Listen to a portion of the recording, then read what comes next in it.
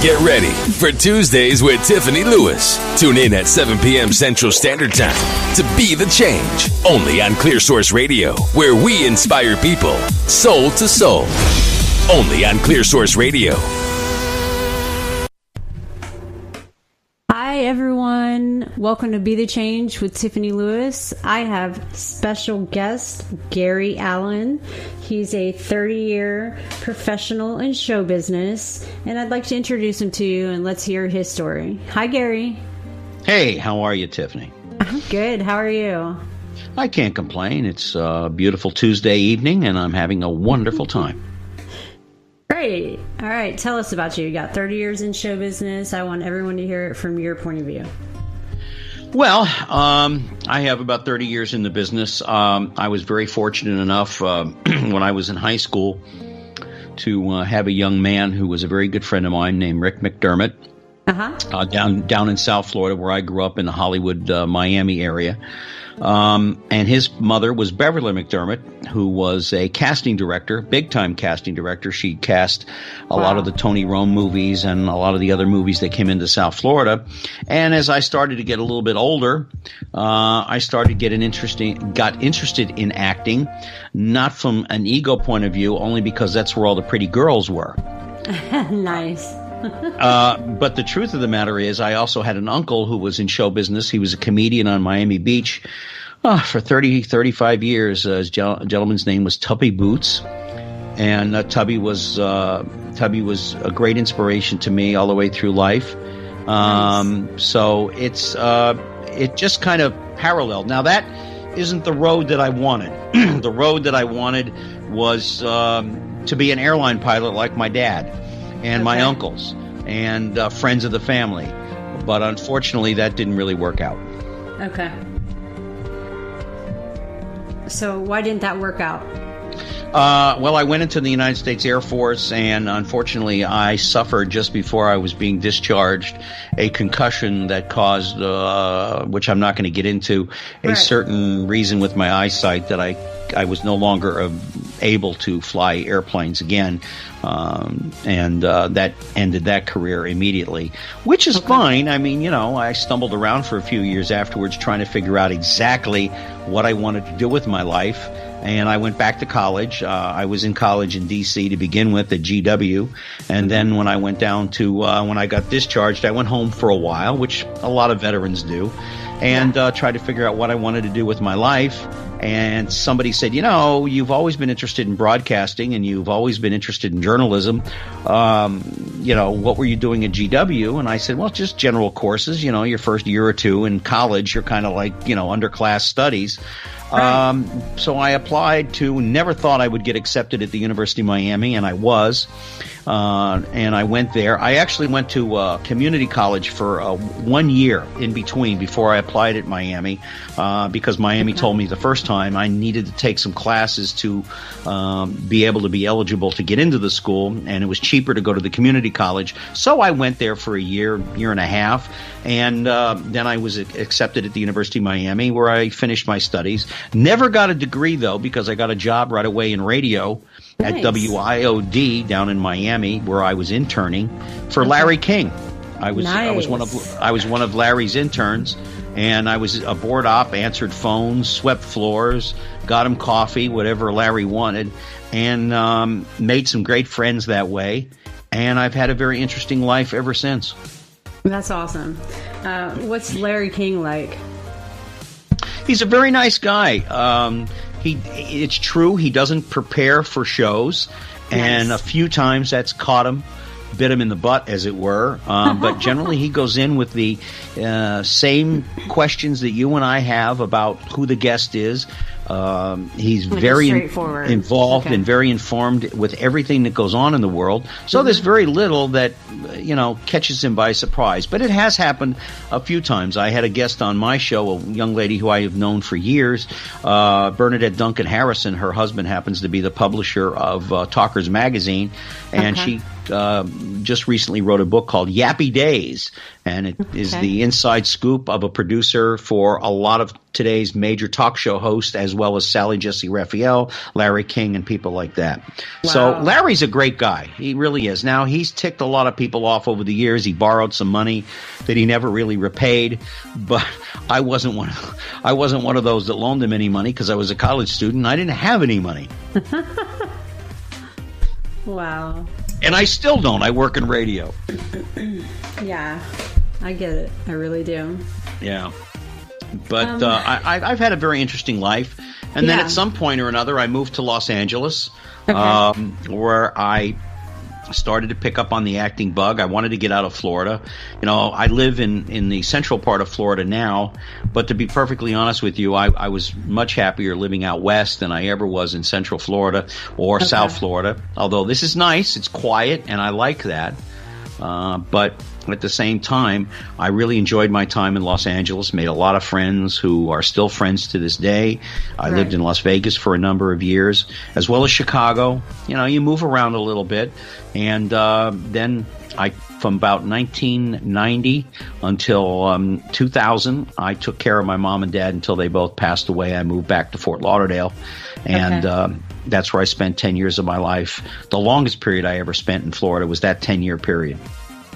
And I admire that about you, the fact that you stayed there for 10 years to take care of your parents. That's very admirable.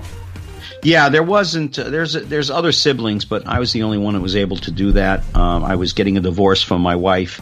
My boss had just lost his bid to be governor of Illinois. He was the attorney general. And so I was kind of wangling around figuring, what am I going to do with myself? I'm divorcing this lady who was a wonderful woman. I met her in Los Angeles while I was performing at the Improv, and she also used to come and see me at the Groundlings, where I was for 2.5 years. Right. And I said, what am I going to do with myself? And so I thought, you know, maybe I'll go down, take care of mom and dad, and get myself back in the radio business. Little did I realize, and as smart as I've always said, the only person in this world I've ever outsmarted has been myself. Little did I realize how much radio had changed. It went from the mom and pops to the major corporations, and there really wasn't a lot of wiggle room for people coming and going. If you had a job in radio, and that still kind of holds true for today, if you have a job, you kind of hang on to it. Even though you may want to move to another city, you may not get a job in the other city right away. Or you put feelers out, and sometimes there's nothing available. So, but I did get a couple of breaks down there. They weren't the ones I really wanted, but hey, it got me back on the air. It put some more lines on the old resume. And then after my dad passed away in 99, I hung out for about another year, and then in 2000, I said, you know, I'm getting out of here. I've had enough of it. I need a change of space, because during that 10-year period, Tiffany, I lost 75% of my friends and families. I have more friends in heaven than I do on earth. I understand that. And so I said, I need a change of scenery. I need a change of life. I want nothing to do with show business or radio or anything. I maybe I'll go here or go there. I called my nephew, who was an actor and producer out in Los Angeles, and I said, what's the chances? He said, well, call so-and-so. So I called Randy West, who was a game show announcer. I called Wink Martindale, who's a good friend of mine, and they said, Gary, it's not the same L.A. when you lived out here. Yeah. So I moved to Las Vegas, figuring I'll get a job in a hotel. I'll find some woman who's dumb enough to think I'm attractive, get married, and spend the rest of my life being happy. Funny. And had no thoughts of show business, nothing. One night, a friend of mine came to me and said, Gar, could you do me a favor? I said, yeah, what is it? He said, my MC is sick. I need somebody to MC. Now, let me backtrack a little bit. Okay. During that 10-year period that I was taking care of my parents, and even though I was on the radio, as far as getting on stage was concerned, I developed stage fright. No way. So bad that I could not get on stage. I could get behind a microphone because nobody could see me any more than you folks out there on Tiffany's show could see me now. Right. But getting on stage was another story. So I said, hold on. Reluctantly, okay, because I owed this guy some favors, because he was very helpful to me when I first moved out to Las Vegas. I got on stage, no stage fright, no nothing. an agent came over to me and said, you look an awful lot like Jay Leno. Yeah. And I said, well, yeah. And he said, have you ever met Jay Leno? I said, yeah. And he said, how do you know Jay? I said, well, ask him if you know him, and then here's my number and get back to me. About 3 days later, he got back to me. He said, Jay says you and he have known each other since you were like 6, 7 years old. I said, yeah. I said, I knew him before he was Jay Leno. I knew him in L.A. when he used to sleep on the back of the stage at the Improv, which a lot of us did, and got free food from Bud Friedman. God bless Bud Friedman, who was the owner of the Improv at the time. Nice. As a matter of fact, Jay got arrested Oh, my God. right twice for vagrancy, right where his star is on the Walk of Fame. No way. Yeah. Wow. Not everybody's life in comedy is Jerry Seinfeld, where you come kind of well-heeled to begin with, and but not everybody's life is sleeping on the backstage or is living in someone's apartment while you're trying to make it. David Letterman struggled like crazy too. Yeah. But anyway, so when I got to L.A., I started doing this Jay Leno stuff, which was popular with corporations. There was another gentleman in town, Marcel, that did it, and he was very good at it. And I did okay with it, but I also started doing stand-up on my own again. Okay. And that's when a old friend of my uncle's, who was an agent for Tom Jones and his road manager, saw me. And Tom came in to see me one night when I was performing, and he and I talked, and he knew my uncle Tubby, and my uncle Tubby adored him. And he said, kid, in his accent, I can't do Tom Jones impersonation. He said, I'm going to give you a shot. I'll give you a shot while I'm here in town. If it goes over, I'll start using you on the road. Okay, fine. Well, that's how it happened. Okay. And then from there, I went to Engelbert. I went to Kenny Rogers. I went to this one. And I spent a good part of my time in Las Vegas, either on the road or home performing. And, that was the story of that till I moved back to Florida. For what I don't know, I'm not really sure. And I'm being honest. I guess I felt as though I'd worn out my welcome in Vegas, which I hadn't. But the economy in 08 and 09 was pretty bad. So by 2000, I was here living in Florida. And luckily, the gentleman who I do work for in radio is an old friend of mine from my days in South Florida. We've known each other about 40-some years. His name is John Harper. And he and his brother Vern and I, the three of us are veterans. John and I both were Air Force pilots. Wow. And Vern was I believe he was a Ranger. I'm not sure. But so I'm here now. John just sold the radio station I worked for, and he's in the presence of hopefully getting another one soon. And if he does, I'll be back on the air locally here in Central Florida, as well as my podcast. And I have another show starting in the next couple of months. It's more of a faith-based show that I've been wanting to do for years called Walking with God. I'm not a minister. I'm not a priest like my brother Greg, who is a Greek Orthodox priest with St. Anagaris up in just outside of Boston. But I am I'm a man of faith. I don't wear it on my sleeve, and because you may not agree with me religiously, I don't hold that against anybody. But but my life has been kind of interesting. Very few stones have not been turned over that I didn't want to get involved in. Right.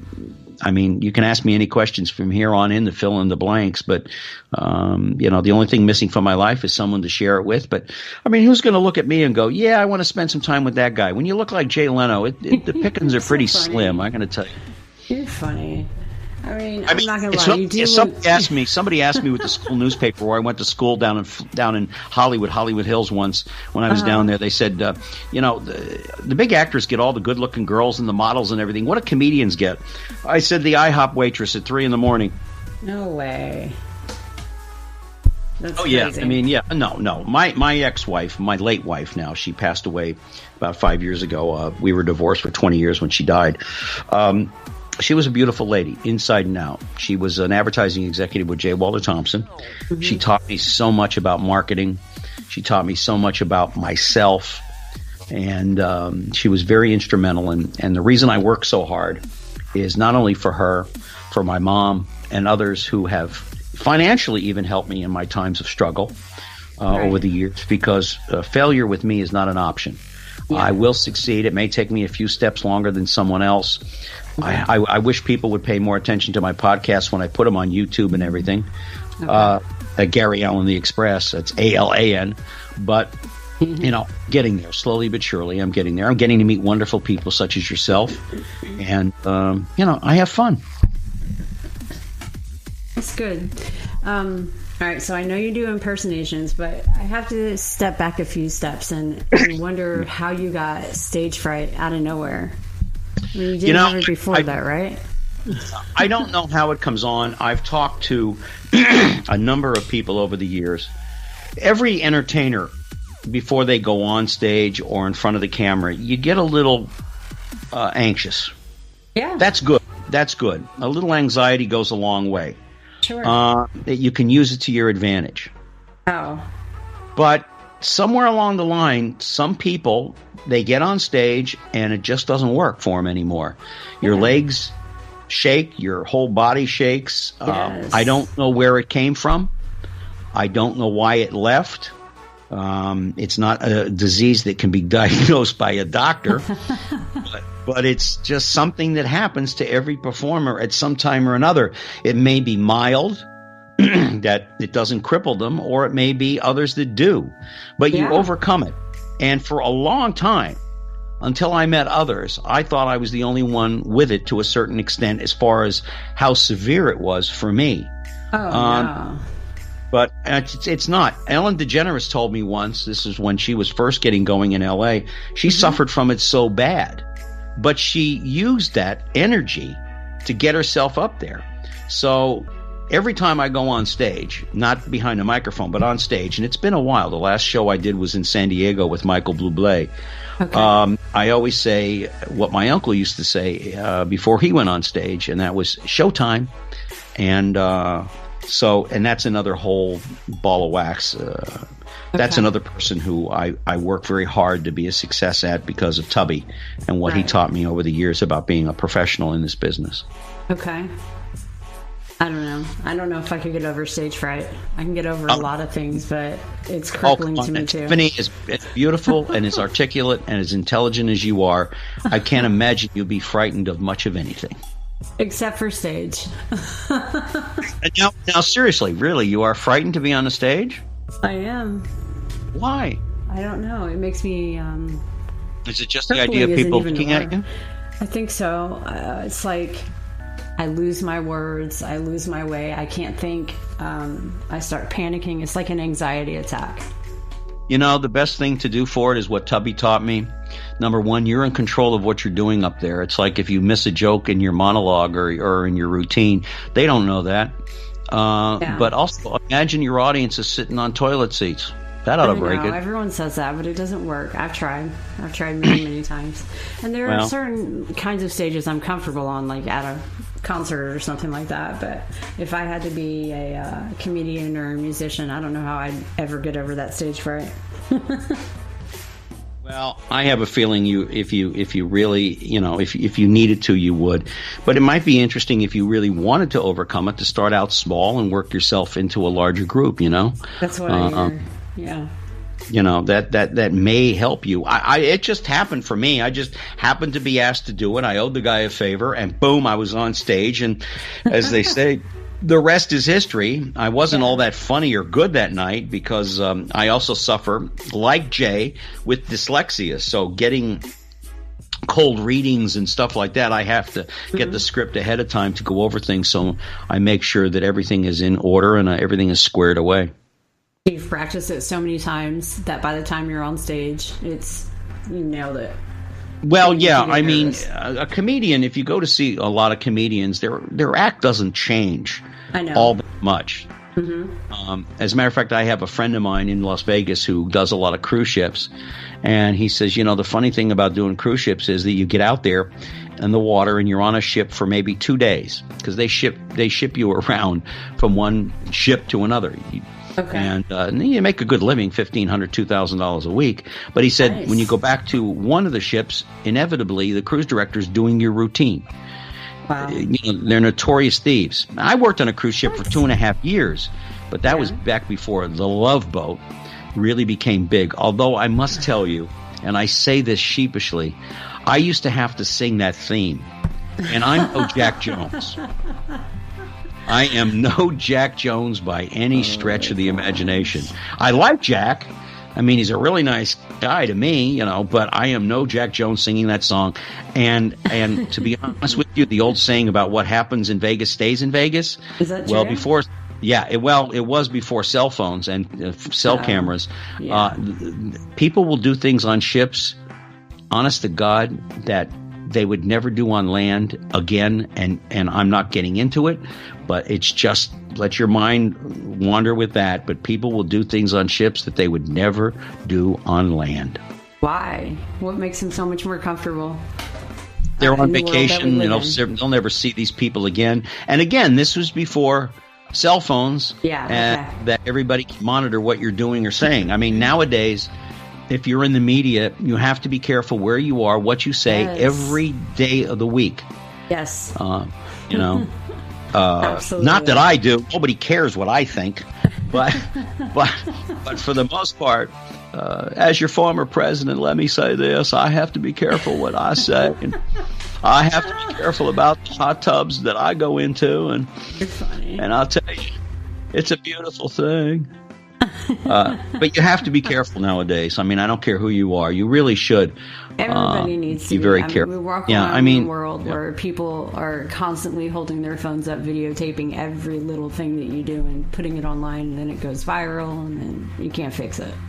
Now, once it's out there, it's like emails. Once you put it on the dotted line, it's out there, and it keeps going and going and going. So you have to be careful. There's a lot of things in this world I detest. Now, my show this coming Tuesday night, we're going to talk about what happened in South Florida because I know that community, Parkland, and I also have friends that were in the Broward Sheriff's Office at one time. We're going to talk about the NRA. Okay. And I'm not going to get into it here, but let's just face, I'm not a fan of the NRA in any way, shape, or form. After serving in the military, I hate guns. I understand they're necessary, and I'm all for the Second Amendment. Right. But I think no one needs an AR-15 to go hunting. I'm sorry. Well, I saw somebody dismantle one on Facebook yesterday. They went Facebook Live, and they dismantled their AR-15, and I was pretty proud of them. Yeah, and if more of that will go on, maybe there'll be a change. But to be perfectly honest with you, I don't think you're going to see much of a change because the NRA still has their grips into the Senate and the Congress. And let's face it, there's a large part of our population that is gun happy. They got to have their guns. Oh, my God, I got to have my gun. If I don't have my gun, I don't know what to do with myself. Well, it's not even like they've faced a disaster yet. I mean, it's different when you're in a situation where there's a disaster or a crisis and you absolutely have to have a gun to protect yourself. The people in the world that are, guns pro-activists or activists or whatever, they don't really necessarily have a reason to have a gun. They just want to have one. Yeah, they keep using the old thing, well, in case the government comes to take our weapons. No president, no Congress, no Senate in 200 years has wanted to come after your weapons. The original idea behind the Second Amendment was to protect us against King George or our own country back then, government, taking away, confiscating our land, our homes, etc. But there was no police. There was no militia. There was no army. Well, there is today. And if I can just say this, Thomas Jefferson said in his memoirs and biography that as far as the amendments go, every so often this country needs to look at them and see where the country is at that time. And if something doesn't fit, maybe it needs to be changed. Maybe it needs to be reworded. But the Second Amendment people, they hold on to that as if everybody in the world needs guns. And I disagree with LaPierre, the president of the NRA. Yeah. You don't stop a bad guy with a good guy with a gun because chances are the good guy with the gun doesn't even know how to operate it properly. And you don't give guns to teachers. They got enough to do. I know Texas is big on that, and I'll probably hear something about what I said. But listen, guns are a dangerous thing, and I understand that guns don't kill people. It's the people that operate the guns. But one of the students from Parkland said the other day, if the kid had had a knife, there'd be a lot less dead than if he had had a gun. It was too easy for him to get a gun. And the governor of this state wants to change that law to make it 21. But the NRA is big here in this state, and that's not going to happen either. I'd be surprised if we saw any action at all. It's hard to get a gun here. I mean, since we're speaking about Texas, it's super hard to get a gun here. And then there's certain laws that you have to have them locked up in a safe if you have children in the house. Yeah. If and when the time comes that the next disaster strikes, you're going to have a heck of a time getting to that gun in the first place, honestly. Yeah, and I think that if something were to happen like Parkland again, God forbid, in the next 6 months, you can see corporations moving away from the NRA now. Yeah. If more and more of this goes on, there'll be more and more of it, people walking away and saying, wait a minute.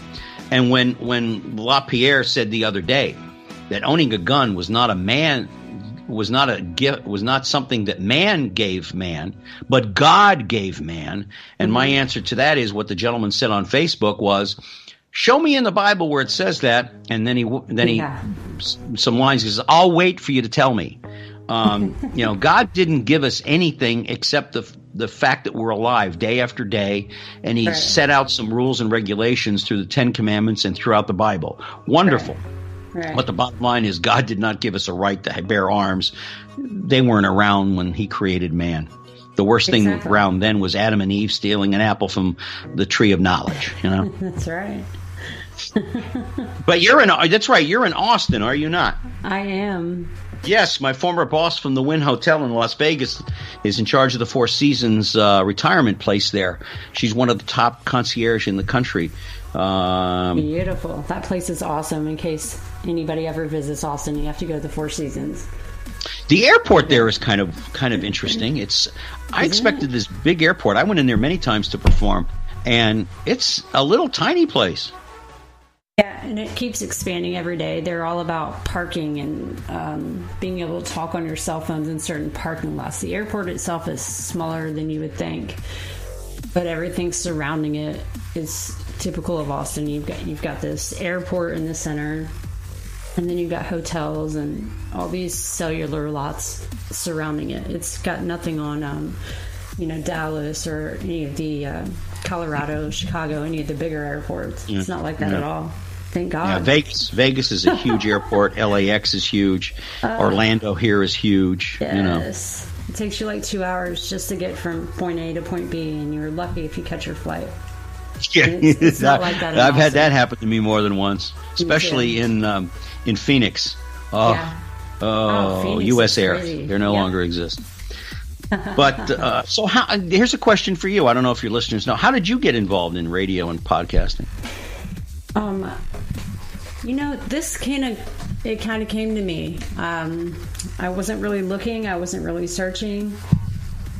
I didn't know it at the time, but I guess I had become somewhat of a public figure, unbeknownst to me, through my community work, through my nonprofit and things like that. And gosh, everything just changed overnight. Like literally as soon as I got that 501c3 and opened this nonprofit, everything in my world changed. It wasn't even weeks after I opened this nonprofit. The radio show happened. They offered me a spot on this radio show. I love it. It's my hour. I get to talk about whatever I want. I can interview whoever I want. I literally have total control over it, and I love it. But it wasn't. I had never envisioned it. Yeah. Sometimes the best things come at us, and we don't even know that we're looking for it until we find it. And that's the way it is usually. But I think that's fantastic.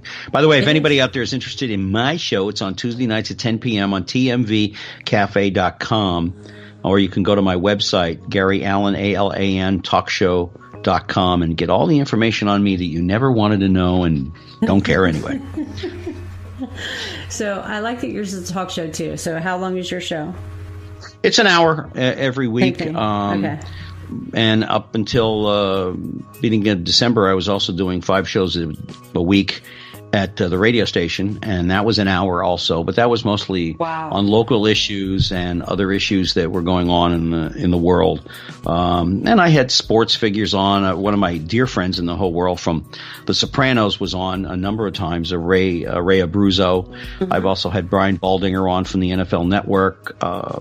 Had my nephew on, who was on Fuller House. Okay. And I've also had other people on, celebrities, politicians, etc. Mostly when it comes to politicians, it would be local here in the Central Florida area. So your listeners out there probably wouldn't know who they are. Mm-hmm. But I've had some very interesting guests. I'm always curious. I think that's the one thing I learned or got from Larry King about myself was that I'm very curious. I want to know. You have to. Why did you become a police officer? Yeah. Why did you become a school teacher? Why did you become this? Why did you become that? I'm very curious. And the roads to all these professions are a lot different for everybody else. So, but that's my curiosity was up.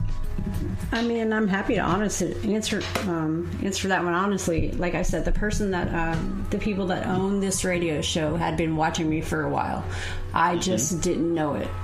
And when they finally reached out and said, hey, we want you to have a radio show, what would you like it to be called? When would you like to start? They trained me in the studio and showed me how to work all the equipment. And it just took off. It took on a life of its own, just like everything else I've touched in the last couple of years. Yeah, well, that's good. Well, I mean, you're a very pretty lady. I'm looking at your eyes now as you're staring at me in the middle of my screen. Well, thank you. And as a former president, I will say that, yes, I agree. Do some more impersonations for us, please. Oh, God. Well, some people ask, where it started. And it started, I guess I was about 9 or 10 years old. My mother was an interior decorator. And one day she found these in one of her clients' homes, and the woman didn't want them anymore. Okay. They were the old First Family albums from Von Meter when the Kennedys were in power. Wow. And I got a hold of the albums, and I started listening to them. And I was always kind of interested in sounds and people's voices and different dialects, etc. Zero Mostel was a hero of mine. So I used to copy a lot of that stuff. I love the old black and white movies and stuff. And I used to watch actors, and I was always interested in sounds and different voices, dialects, etc. So I started listening to this. And never having done a real impression before, again, it wasn't anything that kind of came, and it kind of came my way. So I started to do a John F. Kennedy here. And let me just say this about that, my fellow Americans, ask not what you can do for your country, but how much money you can send to me and Jackie.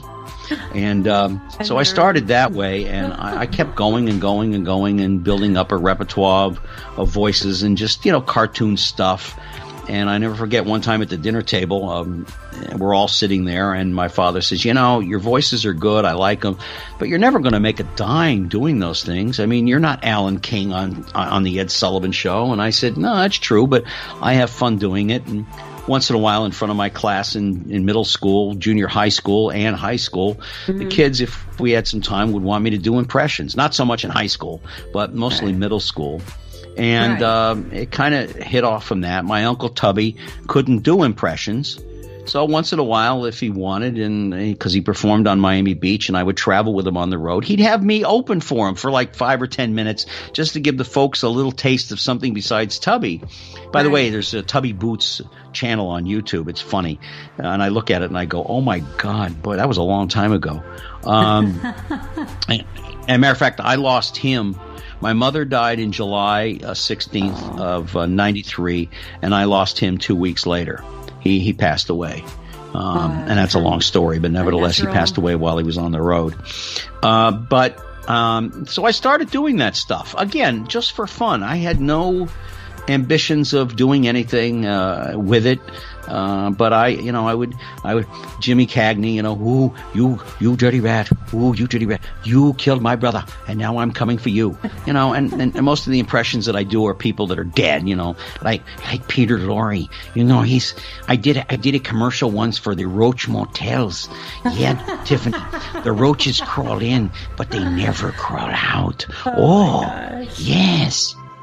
And I've done local stuff. When Clinton was in, I made a ton of money doing car commercials as Bill Clinton on the radio. I got to hear that one again. I just can't stop laughing about Clinton. Go ahead. Oh, well. Make a statement about Monica. Well, there's I met him once, and because my one of my best friends out of Chicago, Brian McPartland, was his chief advance. for 8 years in the White House. And Brian and I worked in the Attorney General's office in Chicago. And boy, I'll tell you what, that's a great city. I made so many wonderful friends there. Yeah. A few I'm still in touch with, but yes. I love that city. Now, I don't like the city from January till April when it warms up, but in between, every other time, I love Chicago. It's a wonderful, beautiful city. Beautiful. At any rate, but Brian was Clinton's chief advance. He would go ahead of the president and set up everything that needed to be set up and the routes to make it easier for the president to get from point A to point B, which is what chief advance people do, as well as other things. Okay. And I got to meet him, and I got to meet the First Lady when she was running for president the first time, not this last time. Oh, boy. And she came out to Vegas where she was giving a speech somewhere. And if you hear some rubbing against the microphone, it's my cat, Princess, who thinks that she has to take part in everything I do on the air. Hi, Princess. She gets a little residual. But at I any do the rate, show with my dragon on my shoulder a lot, so it's okay. Yeah. So at any rate, I met her, and we talked, and I told her about Brian. Princess, please. And I told her about Brian, and she said, "Oh, Bryony, that's cool. Yeah. So about 3 or 4 months go forward. And a buddy of mine calls me who worked for Simon & Schuster. My aunt was a book editor for Simon & Schuster, and so I got to meet a lot of people there. And he called me up and he said, "Gary, I need you to do me a favor." Now, this is 6 o'clock in the morning Vegas time. Oh, my gosh. I had just gotten in a couple hours earlier from performing. I think I got out of the hotel around 2:33. Right. I got something to eat and went home. So it's the middle of the night still to me. Yeah. I'm not going to get up until probably 11:30, 12 o'clock. At any particular rate, he says, "You got to do me a favor. You got to do me a favor." I said, "Oh, for God's sakes, I am so tired. I can't even talk." He said, No, please, you got to do this favor for me." So I did. And he said, "I'm going to count to 3, and you do your impression of Bill Clinton, and the person on the other end wants to hear it." Okay. And I thought, okay, fine. This isn't going to be very good, but okay.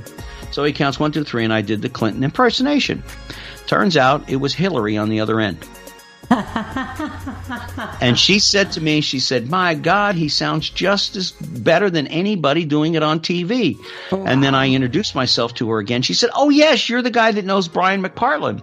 And I said, "Yeah." And she said, "How wonderful." Now, I know a lot of people don't like her, and, I don't have any problems with her. And at least we would have had less hassles had she been elected compared to what we're going through at the moment as far as just too many tweets. Yeah. Huh? Yeah, we all know that. Yeah, I mean, tweets of just, to dread. That man tweets more often than I got hair on my head. Seriously, but at any rate, but the impersonations have kind of stemmed from all of that. When I was in L.A., I did a lot of cartoon voices and stuff. I got some work that way. I was very lucky, and I met some wonderful people. Nowadays, to be a voiceover actor, and you see it, Tiffany, on LinkedIn as well as other places where people are voiceover actors. I mean, it is monopolized and is populated by people who don't belong in the business. I know. Have you heard everybody of who thinks Fiverr? They have a good voice belong. I don't do voiceovers anymore unless it's the station, Yeah. Have you heard of Fiverr? No. Okay. So Fiverr is a platform where you can pay anybody $5 to $20 to do a voiceover. Oh, yes, I've heard of it, but I didn't catch the name. Okay, yeah. They've destroyed the business with stuff like that. I know, and it used to be $5. That's why it's called Fiverr. And now everything is, $20, $40, $60, $80. I'm like, are you kidding me? That's why it's called Fiverr. And I quit using those people for that. I used to get for a 30 over $300. Jeez. Wow. I used to get for a 60 like $500-$600. Yeah. Page everybody dialogue. Thinks that they're a professional now. So. Yeah, I mean, but it's populated with people who have no business. It's like Gray Abruzzo and I were talking about on the air not long ago. The problem in Hollywood is there's too many people there. There's not enough roles. I mean, there just isn't. Just because you think you can act doesn't mean you can act. And when you get to L.A. and you realize what you're up against, you're up against the daughters and sons and cousins and aunts. Do you remember the TV show Everybody Loves Raymond? Yeah.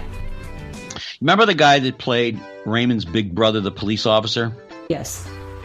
He's Milton Berle's grandson. Bob Saget got a break because his uncle's a big-time producer-director in L.A. Not that Bob wasn't funny. I mean, Bob is funnier in the little pinky of his hand than most people are through their whole body.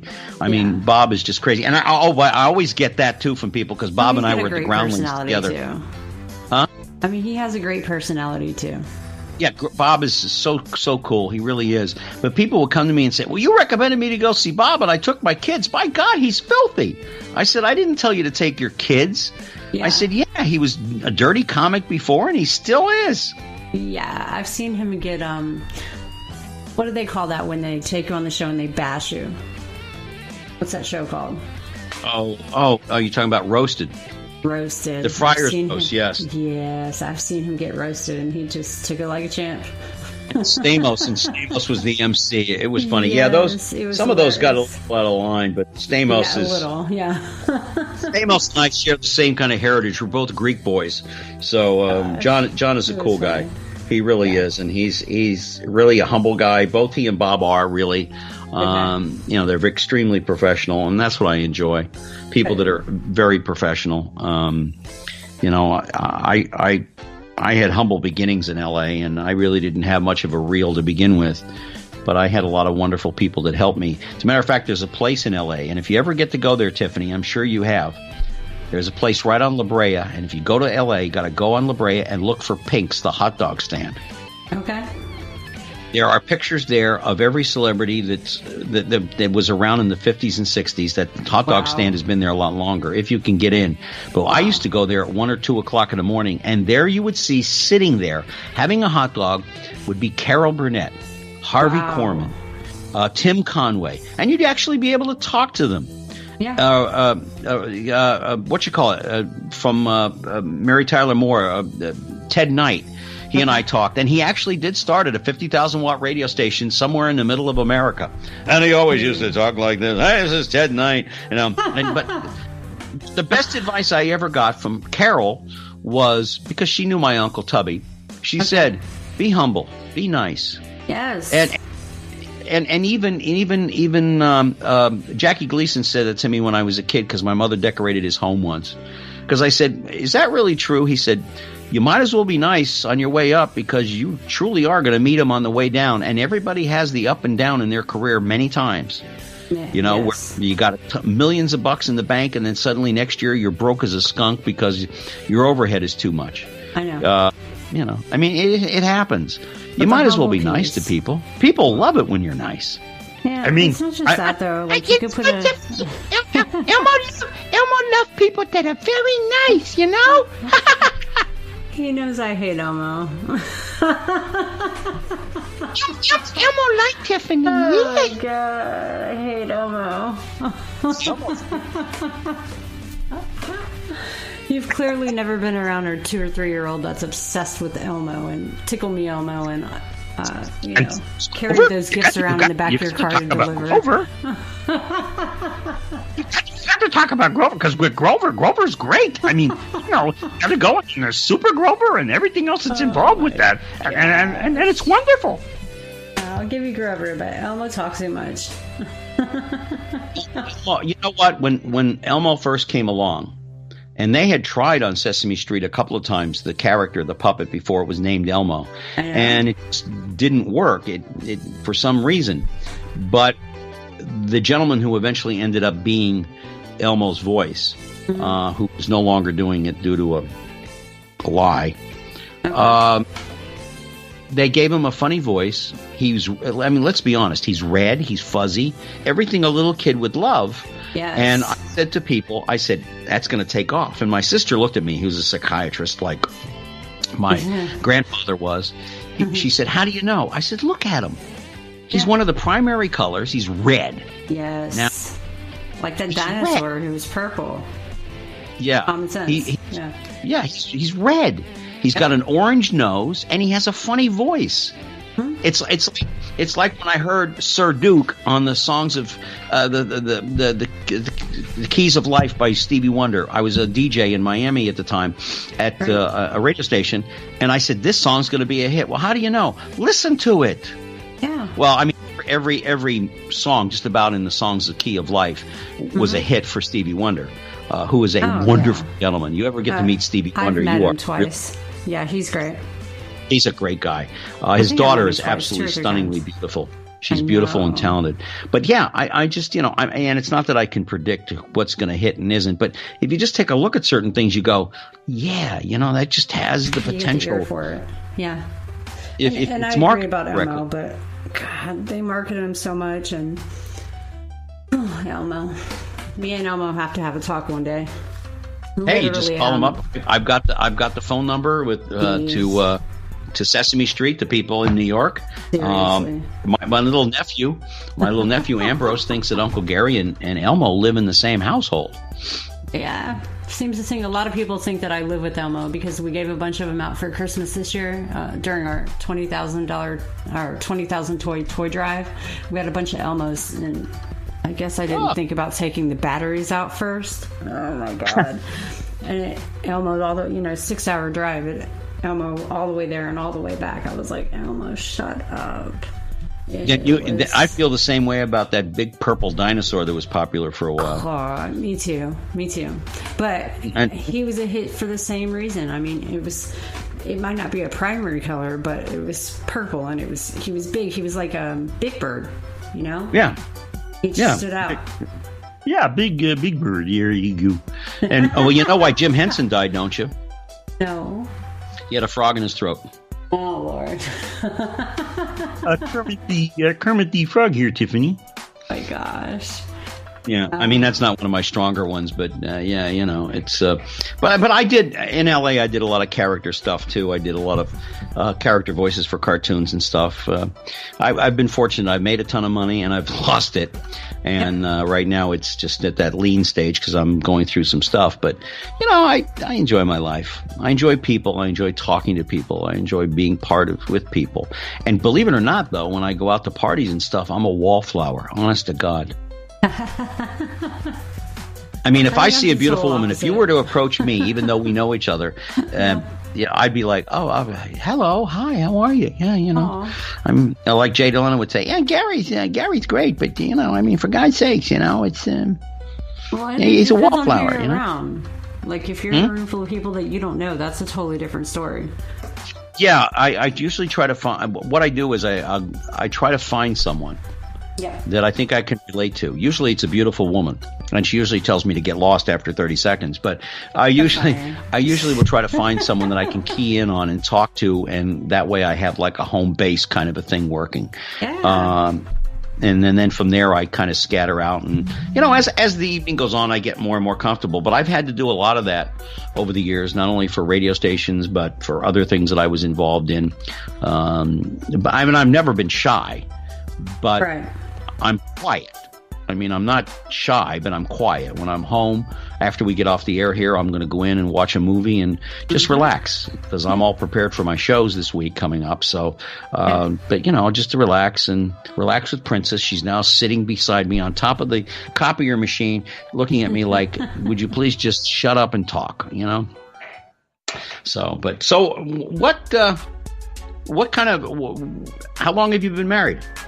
No, I'm not married. I'm divorced, happily. Oh, there you go. That makes two of us in a way, But and you have children? Yeah, I have children. Yeah. Well, that's got to be exciting. I mean, watching them grow. I mean, I just went down at Christmas time to see my new granddaughter, my brother's son, my nephew, had his second daughter, and that was the most beautiful. I held her. She was only maybe 10 days old, and I held her for Christmas, and that was the greatest joy I could ever have. Oh, babies are great. But now all my friends' kids are having kids, and they're all turning into grandmas, and I'm like, I swear to God, I will kill the first person who gets any of my children impregnated. I'm telling you right now. Well, it's going to happen eventually. No. Unless they wear chastity belts, and I don't think they make those anymore. I've outsmarted them. I've outsmarted at least one of them. And the girls are so pretty, but I've outsmarted her. I've confused her just enough to where she's not sure if she likes girls or guys. That won't be happening anytime soon. Well, I have a sister who's gay, and There was no mistaking that. I mean, she once came out of the closet about it, and she called me when I was living in L.A., and my wife answered the phone, and she was crying, and I said, "What's wrong?" And she said, "Oh, well, I finally came out of the closet." And I said, "Thank you. It's about time." Yeah. She said, "You knew?" I said, "Listen, honey, when all the boys, because there was 9 kids in the family, when we used to look at Playboy, that was one thing. But you used to look at Playboy." and I said, plus I came home early from school one day, and there you were making out with one of the cheerleaders in your bedroom. You had the crack of the door open, and, I kind of figured, oh, well, that's where she's going. I've never been a judgmental person on that level. Whether you're gay, straight, black, white, Jewish, Catholic, live and let live has always been my adage. If you tick me off as an individual, that's one thing, but I don't hold the entire race or religion against you because you tick me off. It's a personal thing. Yeah. So I'm not the least bit afraid. Most men are deathly afraid of gay men because they think gay men they look at every guy and they want every guy. They don't. And just because there's a passage in the Bible, there's also a passage in the Bible about wearing linen. Mm-hmm. That's an abominable sin too. But, your daughter will either, they can, even if she's gay, they can adopt a child. Exactly. I know. And, teenagers now, they're all really open-minded. This generation, whatever we want to call our teenagers, Generation X at this point in life? Whatever their generation is called, 15-year-olds, 16-year-olds right now. Everyone's into everyone. Everyone likes girls. Everyone likes guys. It's a strange world that we live in. And I don't judge it either, but it's just the way it is. Everyone's really open and honest about it. Yeah. Well, I just always said that if you're going to be gay, go all the way. You know what I'm saying? I'll tell you a cute story. Tubby, who was gay, a gay man. 385 pounds. We went to a restaurant in Miami that was a gay restaurant, and I kind of knew that. And I made the mistake of ordering a hamburger and a soda and fries. I'm just a kid. I mean, I'm still in high school. And the waiter looked at me and he said, "How do you want that?" And I said, "Well, I like my meat all the way," without realizing what I was saying. Nice. I didn't even realize what I was saying. But listen, people have a right to be the way they want to be. If they're more comfortable being gay or straight or transgender or a Republican or a Democrat, so be it. Yeah. I mean, what's the point in fighting them anyway? Might as well just support them and let them turn out who they're going to be. Let them make their own decisions. God knows, exactly. I think so, and I think that eventually this generation and the generation behind it will probably reinforce what they have already started. And like I said, this generation is not the least bit afraid to speak up. They're highly articulate and educated. They know what they want and what they don't want, unlike my generation that waited 3 or 4 years after high school maybe to go into college, or you had the military staring you in the face because of the Vietnam War. Right. This generation today is they know what they want. They know how to go about it. And I think we don't really have any worries. The people we have to worry about are the kids that are the adults in Washington, D.C. Yeah. I think those are the ones that are the most troubling because they're set in their ways, and the different special interest groups have their hands in their pockets. That's never going to really change much unless this generation and the generation after changes it. Well, and I mean, that's my purpose in life. My purpose is to change the next generations. I want to set an example for them, literally build things from the ground up for them to learn from, for them to learn at, and show them the way, the solutions, the solution to hunger, to homelessness, to suicide prevention, mental health, all kinds of things. I can name 100 things that I'm going to change out of one building alone. Well, it would be great. That's one of the biggest shames of this country is homelessness and hunger. But that kind of goes along with the population. I mean, we are a huge country. We've got a lot of problems to solve. Eventually, hopefully, they will. And God willing, and the creek don't rise, we can get them done, and nobody has to suffer anymore. And God forbid we ever have a mass shooting ever again. And but unfortunately, I fear that's probably going to happen at some point. I hope not, but you know, we have a lot of crazies out there that run around like this kid down in Broward County, that the red flags were out and the authorities missed it completely. Yeah. And a lot of other things need to be untangled as well. But, you know, hopefully things will straighten out. I hope so. I hope so, too. I spent some time at Columbine High School the week before last. I was in Colorado partnering with Yellow Ribbon. And wow, it was humbling. It was shattering just to stand there, just to be present at that high school at Columbine, the one that started this. And then, you know, to come back home and to hear about another shooting. And I'm thinking that these kids think this is some kind of a fad. This is the cool thing to do. And then I hear that the signs were there, and everyone's always talking about the signs this and the signs that. That's a frustrating issue. It's because of the NRA and gun toters who won't give it up, and the powers to be that are behind the scenes that call and pull the strings. That is going to take a long time for things to change, but I hope it happens sooner than later. Well, it's changed here, and hopefully we can set an example. Yep. I mean, honestly, it's nearly impossible to get it done in Texas, so hopefully other states will follow. Well, you know what they say about Texas. All my exes live in Texas. You know what I mean? You know, one of them there pretty little ladies issue. You know, I mean, I'm telling you right now. I've been in. I performed in Dallas, in Houston. I was in basic training in San Antonio. I've been to Austin. You know, I've driven through the state through I-10 at one time. That's an experience within itself. Yeah. You get the western part. When I drove through I-10 through the western part of Texas, it was nothing. I mean, there was nothing there. You could literally land somebody from a foreign planet right out that way. It's not like that anymore, I'm told. And people would go, "Well, there's nobody living here. There's nobody living out here." But I hear it's changed a lot. I-10 out west from San Antonio going into New Mexico. It's definitely changed a lot. Yeah. Yeah, there was nothing out there. It was you go every 50 to 75 miles and there'd be a gas station right on schedule. But, you know, but Texas is a nice place. I mean, I have friends that live down that way, and, you know, it's great. And, you know, I love the cities. They've always been very nice to me there.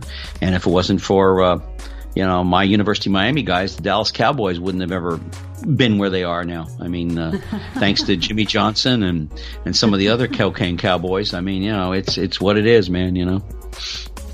Florida's nice too, especially the part that you live in. When we golf all day and have the radio show at night. You know, it's always good here with Mickey. Oh boy, yeah. If the folks there that are listening to the show ever get a chance to go to Epcot, I mean, it's not much going on except at night. They have the fireworks display that goes on, and immediately after the fireworks, if you go over to the French Pavilion, they're surrendering. Yes. And they immediately surrender. So, I mean, you know, I'm not an amusement park person. I mean, I remember when Disney first got started here, because Eastern Airlines, the airline my dad worked for, and so did I for a short period of time, was a big sponsor for Disney. But I'm not a big, particularly nowadays, they've just raised the rates again, and there's thousands and thousands of people every day. It's like Christmas shopping every day at Disney. You know, you're just packed in like sardines. I won't even wait in line much for much of anything, and I think the military had something to do with that. You know, trust me, I get it. Waiting in line, you know. I think the Air Force kind of cured me of that one. So, but I mean, I'll wait in line for certain things, but not for other things. But you know, it's cool. The world that we live in. You can pay an extra $10 to not wait in line. So. Ooh, I like that. Ooh. Speed pass. Yes, I like, you know, first of all, I like that very much. Beautiful thing there. Yes, that's very nice indeed. Yes, I like that. And then also the world we live in is you can have anything delivered to your front door. So we're all about instant gratification. As much as we talk about the children being, you know, instant gratification, this and that. And here we are joining in the world, partaking in it. Amazon will deliver anything to your door in an hour. Yeah, we live in a push-button world. We want instant success, instant everything, instead of waiting for it and earning it. Yeah, but they give it to us is the unfortunate part. We're so used to it at this point. It's like, why on earth would I go to the store when I can just push a button right here and it'll be at my house in less than an hour for the same price as the store? And I what bothers me the most are the stores that are closing up in the malls. I'm not going to order a pair of jeans online. Yeah. I mean, how many times, Tiffany, have you gone to a store to buy a pair of jeans or with your daughter? And you got to try on half a dozen pairs sometime to find the right ones that fit. Because the way they're cut in mass lines and rows, and the farther down you go, the different the cut is for each jean, each pair of pants. I'm not going to buy shoes online. I'm not going to buy certain things online. I need those stores to be open, Right. Yep. I mean, I'll buy a book online. I'll buy a CD online, but I'm not going to buy clothes online because I'm a big guy. I wear extra large when I really don't have to because I like the comfort.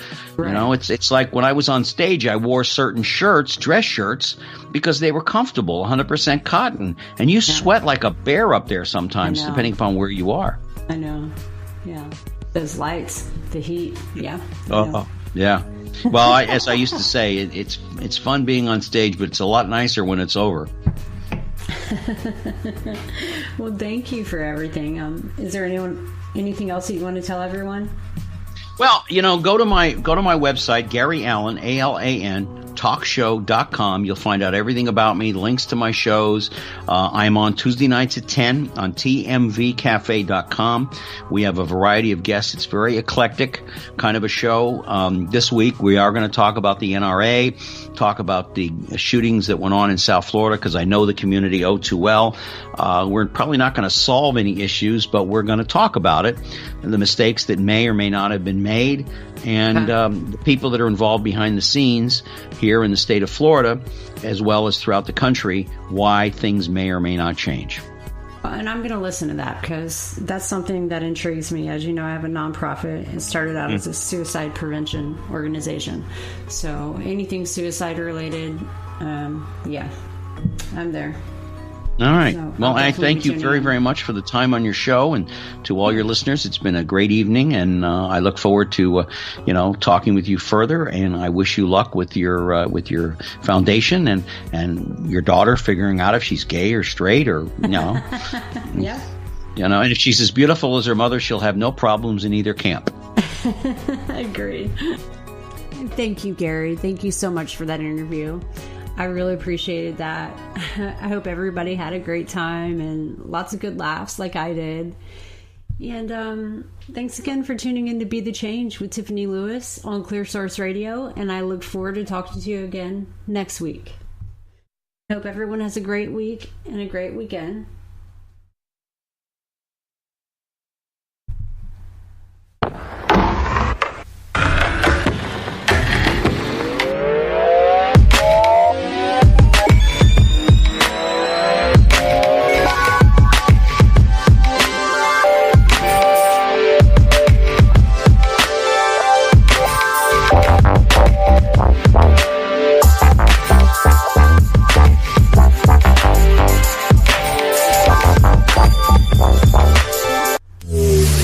Get ready for Tuesdays with Tiffany Lewis. Tune in at 7 p.m. Central Standard Time to Be the Change, only on Clear Source Radio, where we inspire people soul to soul. Only on Clear Source Radio.